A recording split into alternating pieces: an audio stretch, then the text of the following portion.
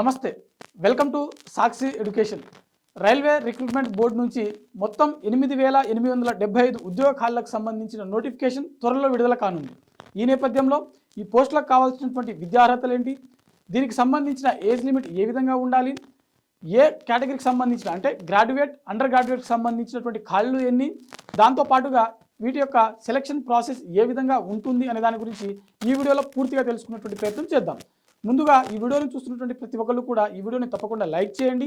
అలాగే మా ఛానల్ని ఫస్ట్ టైం చూస్తున్నట్లయితే తప్పకుండా సబ్స్క్రైబ్ చేసుకోండి. మొత్తం 8,875 పోస్టులలో గ్రాడ్యుయేట్కి సంబంధించినటువంటి 5,800 పైచిలకు గాను కేవలం గ్రాడ్యుయేట్కి సంబంధించినటువంటి అంటే డిగ్రీ అర్హతతో కూడినటువంటి పోస్టులు ఉన్నాయి. దాంతోపాటుగా అండర్ గ్రాడ్యుయేట్ అంటే 10+2 అంటే ఇంటర్మీడియట్కి సంబంధించిన పోస్టులు చూసినట్లయితే 3,000 పైచిలకు పోస్టులు గాను దీంట్లో మనకు ఖాళీలు కనిపిస్తున్నటువంటి విషయం.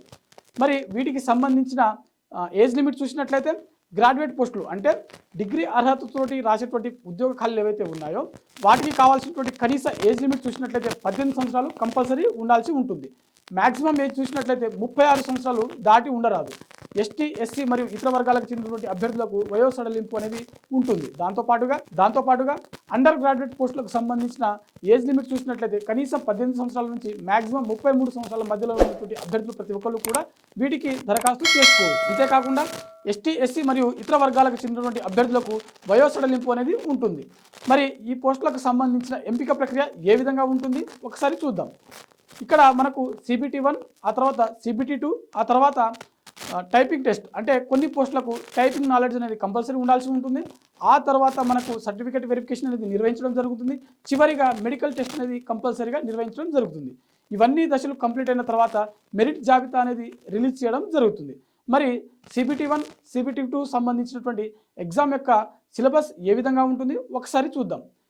మనకు CBT1లో కానీ CBT2లో కానీ రెండింటిలోనూ మనకు సిలబస్ అనేది ఒకే విధంగా ఉంటుంది. కాకపోతే ఇక్కడ అభ్యర్థులు గమనించవలసినటువంటి విషయం ఏంటంటే CBT1లో 100 మార్కులకు గాను మనకు ఎగ్జామ్ నిర్వహించడం జరుగుతుంది. CBT2 వచ్చేసరికి 120 మార్కులకు గాను ఎగ్జామ్ అనేది నిర్వహించడం జరుగుతుంది.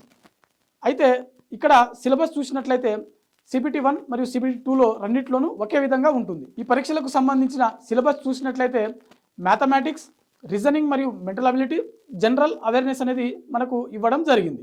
జనరల్ అవేర్నెస్లో చూసినట్లయితే మనకు Indian polity, Indian economy, Indian geography మరియు ఇండియన్ హిస్టరీకి సంబంధించిన ప్రశ్నలు అనేది అడగడం జరుగుతుంది.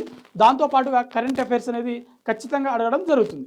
అదేవిధంగా మ్యాథమెటిక్స్ సంబంధించి చూసినట్లయితే ప్యూర్ మ్యాథ్స్ నుంచి కొన్ని టాపిక్స్, దాంతోపాటుగా కాసాగు, గాసాబా, నెంబర్ సిస్టమ్ మరియు ఇతర సంబంధించిన సింపుల్ ఇంట్రెస్ట్, కాంపౌండ్ ఇంట్రెస్ట్ ఇలాంటి టాపిక్స్ నుంచి మనకు ప్రశ్నలు అడగడం జరుగుతుంది. అదేవిధంగా రీజనింగ్ మరియు మెంటల్ అబిలిటీ సంబంధించినటువంటి సిలబస్ చూసినట్లయితే కోడింగ్, డికోడింగ్, క్లాక్, క్యాలెండర్, దాంతోపాటుగా ఫజిల్, సిట్టింగ్ అరేంజ్మెంట్, డైరెక్షన్ ఇలాంటి టాపిక్స్ నుంచి మనకు రీజనింగ్, మెంటల్ అబిలిటీ నుంచి ప్రశ్నలు అడగడం జరుగుతుంది.